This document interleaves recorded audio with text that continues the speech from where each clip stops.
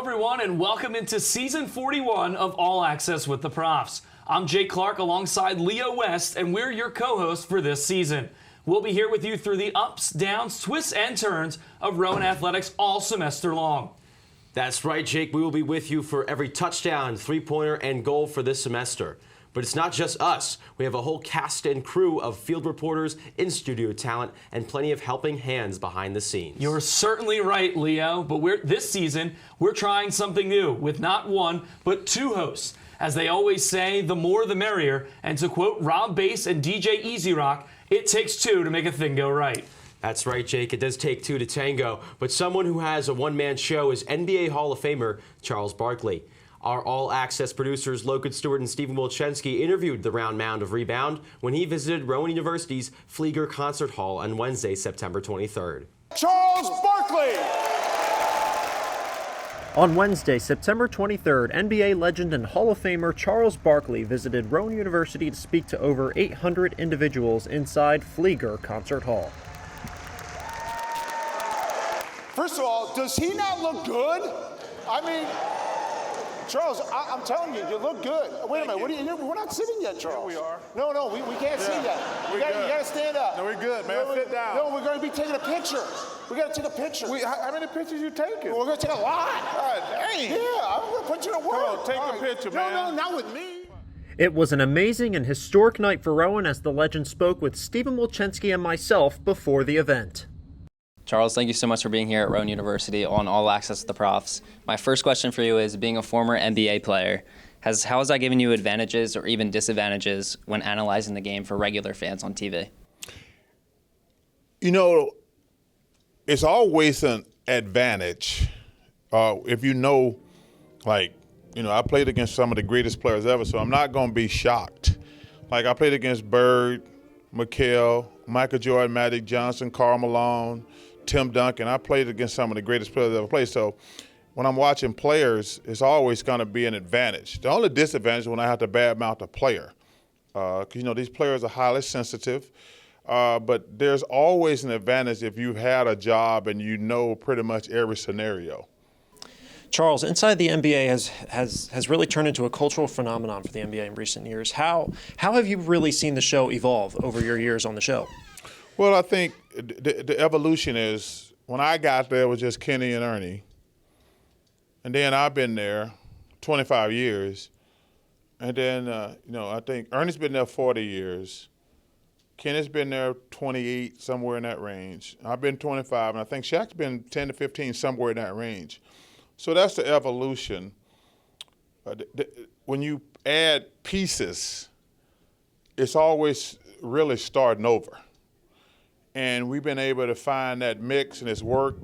The fans have treated us tremendous. And listen, and that's what it's about. I'm not trying to impress the players. I'm not trying to impress the coaches. When you're doing something on television, you want people at home to watch and enjoy. That's the key. That's the most important thing. I'm not worried about what the players think. I'm not worried about what the coaches think. I want somebody sitting at home to say, I enjoy watching basketball tonight. My next question is, as a student athlete at Auburn, what was your favorite memory from college, and how has that experience helped shape who you are today? I love college. I think college is important. I think it's significant. It's the first time you're around grown folks, really. The teachers in high school were amazing. But when you go to college, man, you have to go. Because it ain't like, if you go back to high school, you just see your damn friends all the time. When you go to college, you go, and y'all don't see each other till maybe the weekend. You have to learn to wash your clothes. You have to learn to go get something to eat. That's the first step in becoming an adult. Like, yeah, you have to learn to wash your clothes, something that you've never done in your life. You have to find something to eat. You don't just get to come home and say, Mom, I'm hungry. You need to learn to work with different people.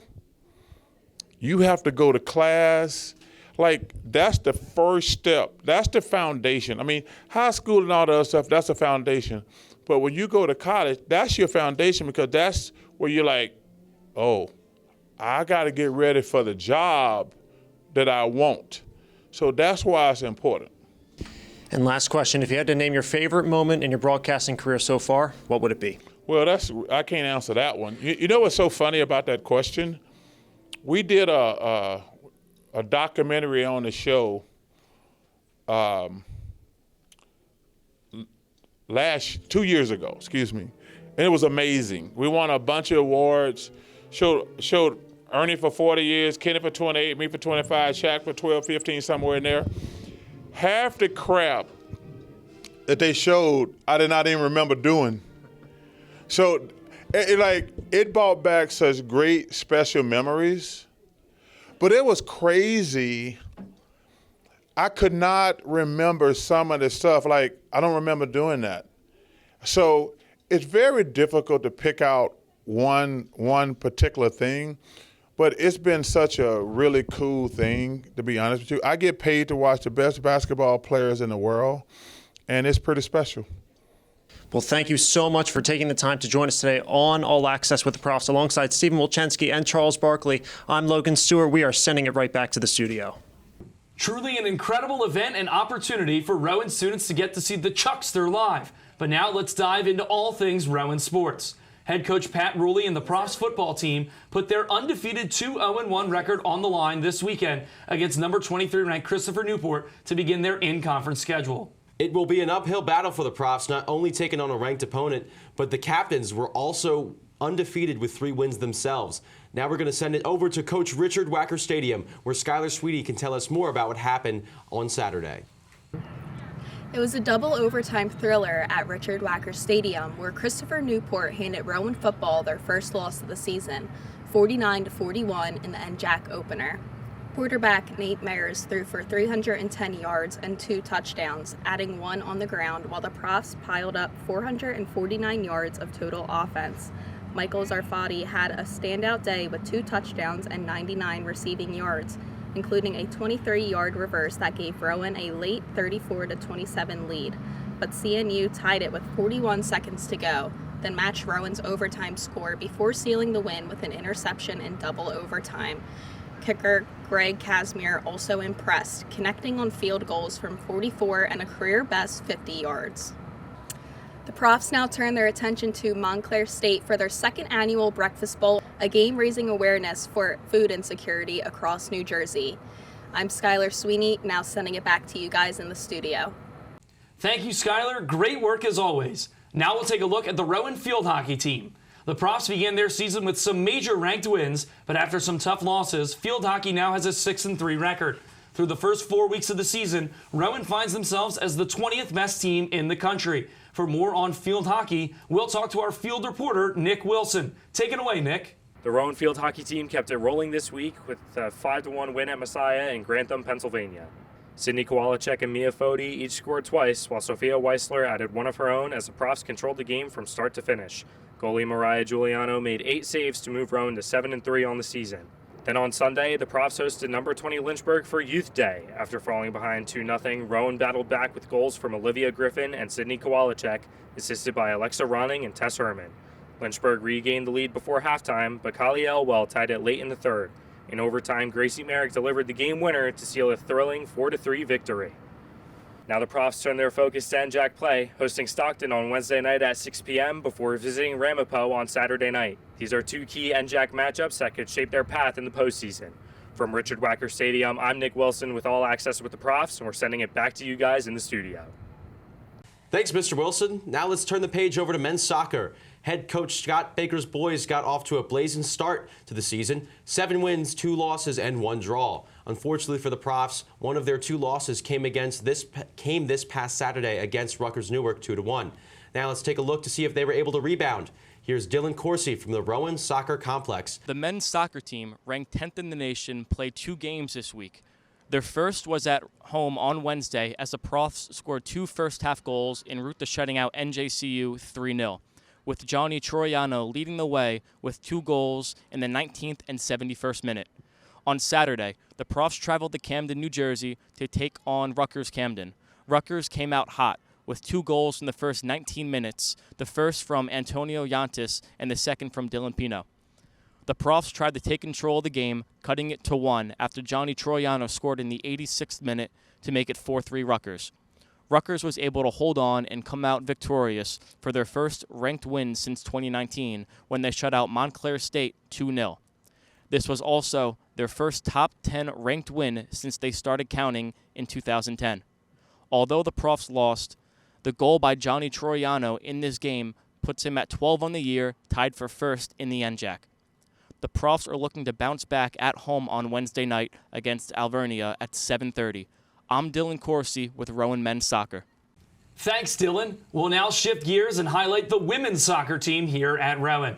Women's soccer began their season with 4 straight wins, but took a tough loss on the road to Babson 1-0. Since then, the ladies have rebounded with 3 straight wins, outscoring their opponents 15-0 in that span. Can Rowan go on another 4-game win streak, or will the Profs suffer a loss at home? To find out more, our field reporter Sydney Chella has more.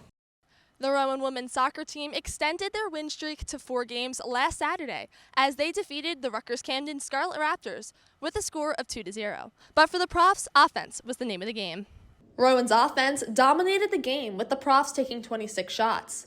In the first half, senior Juliana Giordano scored her first goal of the season to make the score 1-0.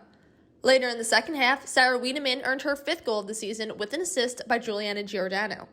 And while the Profs might have had 12 shots on goal, Rutgers-Camden had 0. This allowed keeper Leah Ettinger to post her 4th shutout of the season.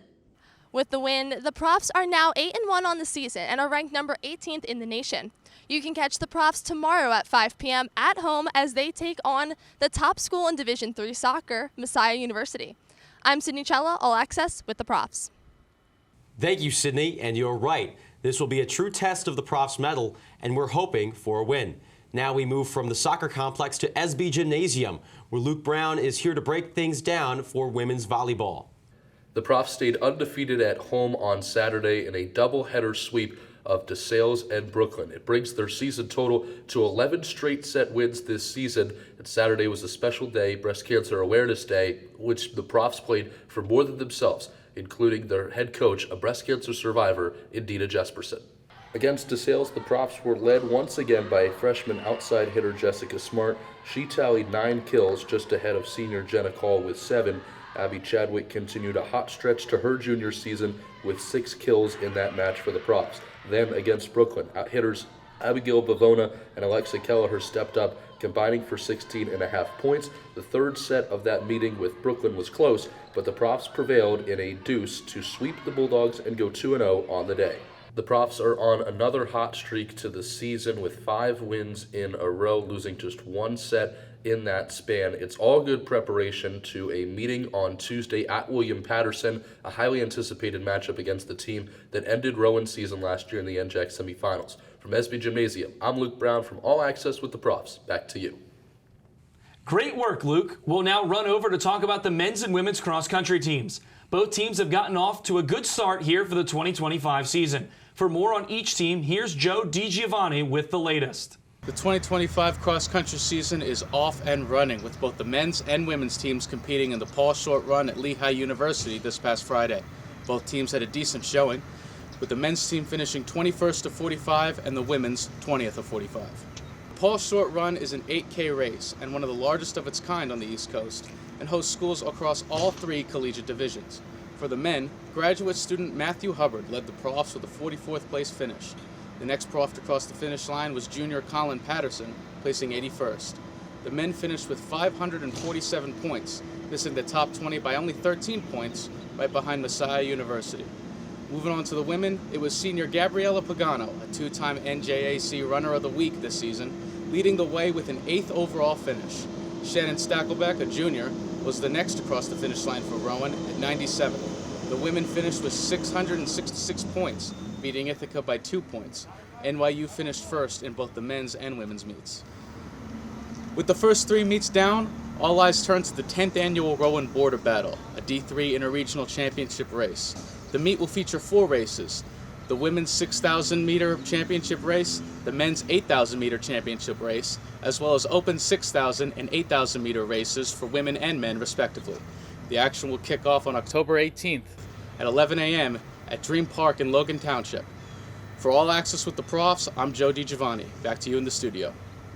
Thanks for the report, Joe. It's going to be very interesting to see how the Profs fare in the border battle on October 18th. The border battle should be a good one, Leo, as the Profs will host that meet at Dream Park in Logan Township, New Jersey. Not to be confused with our producer, Logan Stewart. You know, Leo, I'm quite familiar with Dream Park, as when I was a runner in high school, our cross-country team would go and do their races there. Oh, you know, I heard they ride horses down there in Logan, too. This reminds me, we should have really had Gerasimos Geravasiliou ride a horse when he did the interactive segment last year. It would have been something to see Gerasimos on a horse. I wonder if he would fare better riding a horse than he did with ice hockey, because last semester he slipped and fell on the ice. Speaking of Gerasimos, you'll see him later on in the show. But when we come back, we'll see Ian Harper with one of my favorite segments in the calendar. Stick around for more of All Access with the Profs when we return after this short message. I think I finally found. Hey, how you doing? Hey, Mason. Hey, Mason. Got a new house. It's looking pretty cool so far. A place that I call home. I'm teaching Louise how to cook some lasagna. It only takes a spark to make a fire start.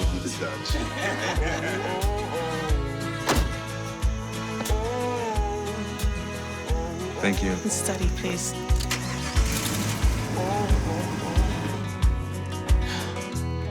I think I finally found a place to make my own. A place that I call home. This place that I call home.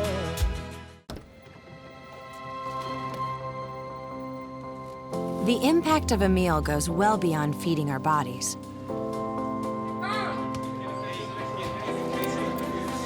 Because when people are fed, futures are nourished.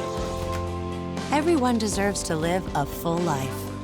And with your help, together we can end hunger. Join the movement at feedingamerica.org/actnow.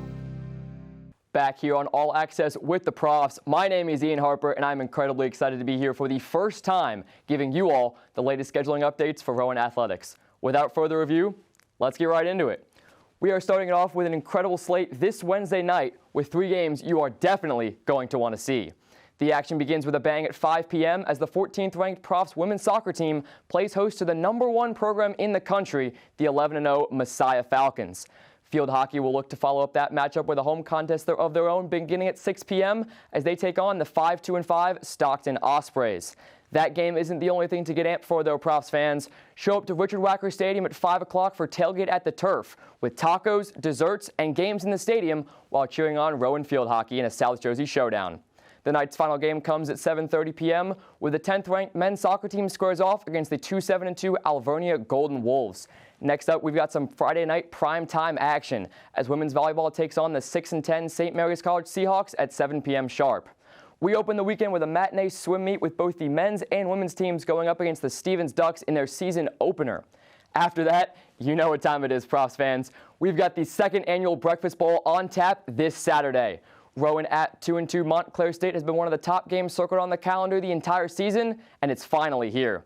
Coming off of a tough double overtime loss, the Profs will look to get back into the win column and keep the Breakfast Bowl trophy right where it belongs.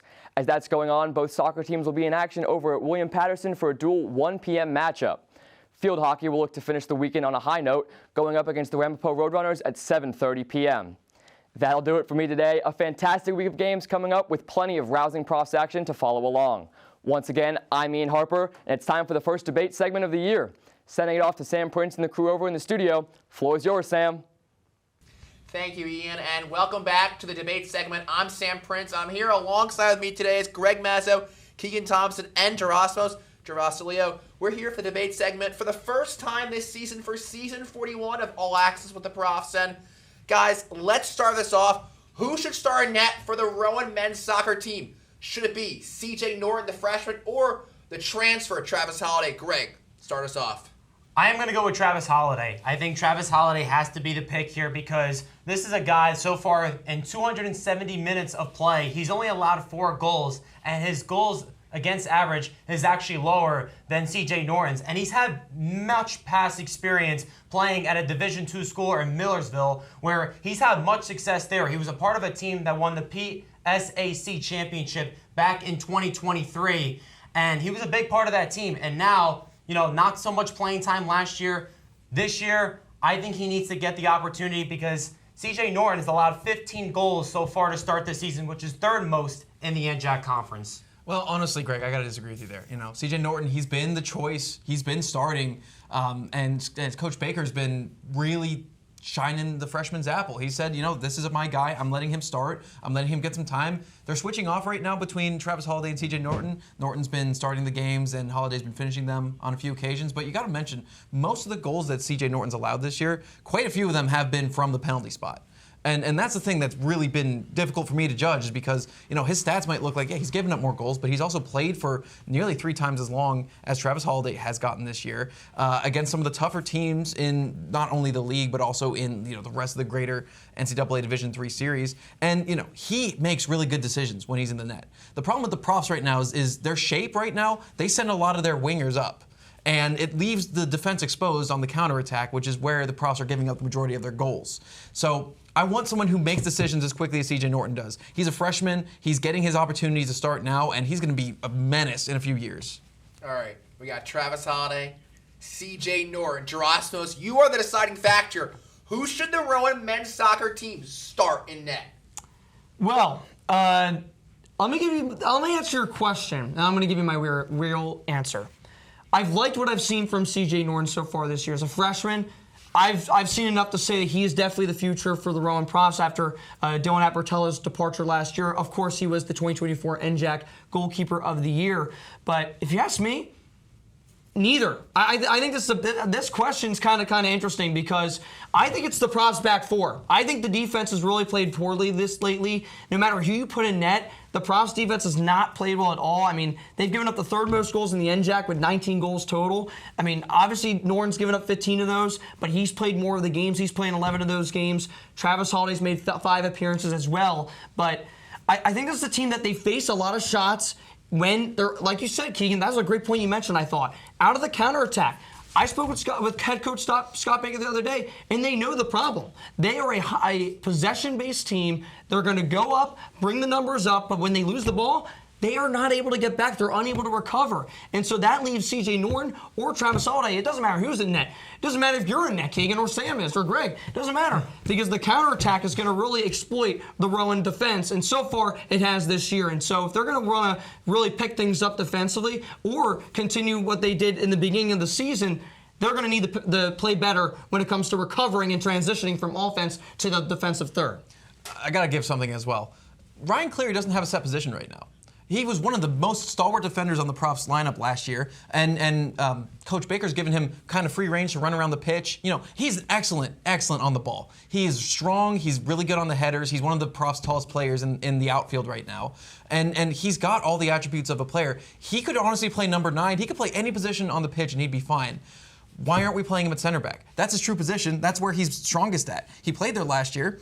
I don't see why we don't bump him back to try to bolster the defense a little bit. There's a lot of movement with this team lately, and I think, again, I think maybe they should give Travis Holiday a shot moving forward. I think that he had a fantastic 2023 season, like you mentioned, Greg. Again, another great point that you made there. I mean, in 18 appearances, 9 clean sheets, only 9 goals allowed. I think they got to give him a shot. I know he didn't get a lot of playing time last year, but he looked great, and I think the Profs can maybe use a spark from him. Here's the biggest thing that I'm looking at real quick. I think with CJ Norton, I definitely agree. I think he is the future of this program, but when you look at what this Profs team can be, they're one of the better teams in the country still. And this team is not only looking to try to win an NJAC title, but this team is looking to play deep into November. And that begs the question of, who do I trust more in a big game? Is it CJ Norton, the freshman, or the senior Travis Holiday? I'm choosing experience. I'm going with experience, and I think that's what you. it's going to matter when it's all said and done. So we got 2 for Travis Holiday. If you had to be official, you said neither would start next. So who would you put if you had to start one in net tomorrow? I think this is a get-right game for the Profs. Alvernia only has 2 wins on the year. They have been struggling. They have 7 losses. in a get-right game, I want to see Travis Holiday get the rep in net. I think he's got to get back to form again. I like how they've been able to mix him in to a few games with C.J. Norton at times. I think if they get him in net and he looks good, I think the Profs can keep him rolling. And again, this isn't to say that C.J. Norton's a bad goalkeeper. I just think C.J. Norton is a fundamental keeper. He does everything right when it comes to the basics, but when he's challenged, I have seen him falter at times, especially on set pieces. The Profs on corners and on free kicks, they have given up a few goals on those types of instances so far this season. And Keegan, do you have any last words for Team CJ? Yeah, I saw you give me a little bit of a puzzle. Yeah, am I dying? Yeah, because No, you let's go. Give me a little bit of a look, Keegan, Last words. Keegan, you looked like they defeated you. Are you I coming don't back feel- up from the word? It's week 1, Sam. I'm not bowing to anyone, even if you are a prince. No, the thing I like to believe is I think C.J. Norton makes the right decisions. I think he needs help in the outfield. I agree. I think the front 10 need to help him out. I need the back 4. I need a strong midfield, and I want to see the kid succeed. I really do. Holiday, great backup. I still think I gotta trust the young man to make the decisions. Thank you guys for your thoughts and analysis for who the Profs should start in net. But until then, the Profs will be at home tomorrow night against Alvernia with kickoff at 7:30 p.m. Now let's send it to Mason. Thanks, Sam. I'm Mason Kenahan, and welcome to Tape Talk, where we're going to be diving into the film and breaking down the best plays from Rowan Athletics throughout the fall semester. On this week's episode, we're going to take a look at a sophomore wide receiver who's playing like a veteran senior for Rowan football. Rowan football's offense has gotten off to an impressive start, averaging 37 points per game through the first month of the season.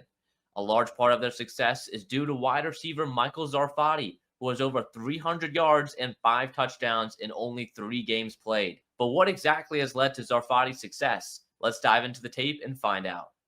The first thing that stands out to me about Michael Zarfati is his route running and his defensive IQ, or knowing what coverages he's going to be going up against and how he can beat those coverages. So let's look at this play against Moravian. At this point in the game, Rowan is up 35-0, but they're still looking to put some points on the board. Zarfati is going to be at the bottom of the screen right here, wearing number 9 in brown. It looks like he's going to be in press coverage. On this play, Zarfati is assigned to run this post route, right, going up against this safety up here, up top right here. So Zarfati knows that his first matchup will be against this corner that's in press coverage against him. His second potential matchup could be against this safety. Zarfati's going to recognize after the snap that this is actually going to be zone coverage and not man coverage, even though it does look like it's man coverage across the board here. So let's look at this play after the snap and what Zarfati may be thinking. Zarfati's going to realize after they send the tight end motion over that the cornerback from Moravian is not going to follow him. At this point, Zarfati is just going to run right past this corner, and this corner is going to end up taking this tight end running out here in the right flat. Now, Zarfati recognizes that he's got one other guy to beat. And in this scenario, Moravian's going to be running cover 2, which means that 2 safeties, this one right here and this one right here, are going to be splitting the field in terms of their defensive coverages. This safety is going to be responsible for this entire left side of the field, while this safety is going to be responsible for the entire right side of the field. A big weakness of cover 2 is the middle of the field, because look how much space is there. So Zarfati knows that since he's running a post route, there's a pretty good chance he's going to get the ball. But instead of being over aggressive and maybe taking this space maybe a little bit too early, Zarfati, as you're going to see here, is going to straighten out his route just for a little bit to widen the middle of the field or widen the space in the middle of the field. This is such a smart play by Zarfati because it pushes this right side cornerback or right side safety, which kind of fell off the screen here, farther away from the middle of the field. So by the time he cuts back in, Nate Mayers, the quarterback for Rowan, is going to see he's going to be open and delivers a strike for a touchdown. All right, one more play here from Michael Zarfati. This game is going to be tied at 20 apiece. This one also against Christopher Newport here in the second half. Rowan's trying to punch it in for a touchdown, and Michael Zarfati is going to deliver for them. Now, he's going to run this slant route right towards the safety, number 4. And the big worry here for quarterback Nate Mayers is how is he going to get the ball into Michael Zarfati's hands with this safety kind of creeping and potentially cutting himself into this throwing window. Now, this play, similar to the last one, is also going to be play action. And you'll see off the snap, the safety kind of drop down a little bit, opening up a passing lane for Nate Mayers. Mayers is eyeing the safety, as you can see, but he knows he's going to go ahead and throw to Michael Zarfati. Now, Zarfati is going to be one-on-one coverage once more. How is he going to beat his man in press coverage? Now, in this scenario, off the release is how he's going to do it. I love this release from Michael Zarfati. He's going to notice that the cornerback is going to overcommit with his hands and try and put his hands on Zarfati, slowing up the release and potentially throwing off the timing with Nate Mears. Instead of, actually being held up at the line of scrimmage, Zarfati is going to notice the overcommitment with the hands, and he's going to swipe the hands away from the Christopher Newport cornerback, ultimately grabbing a step on this cornerback and ultimately getting open for a touchdown. A beautiful throw by Mears, a great catch by Michael Zarfati, and Rowan in this game was up in the second half. Michael Zarfati is a superstar in the making for the Rowan Profs football team, and I'm excited to see what he can do the rest of the season for Rowan football. That'll wrap it up, though, for this week's episode of Tape Talk here on All Access with the Profs. Now let's send it back to the studio. That was some very insightful analysis, Mason. It would be a treat to see if Zarfati can keep up his excellent form as football rolls on. Fingers crossed indeed, Leo. With all this focus on Rowan sports, it feels like we need to spice things up a little bit. Specifically pumpkin spice as we head deeper into the fall. Jake, I can't think of anyone better to bring us some fall flavor than Jordan Weisinger with a weekly sports report. Welcome back to the weekly sports news segment on All Access with the Profs. I am Jordan Weisinger, here to bring you everything you might have missed this past week.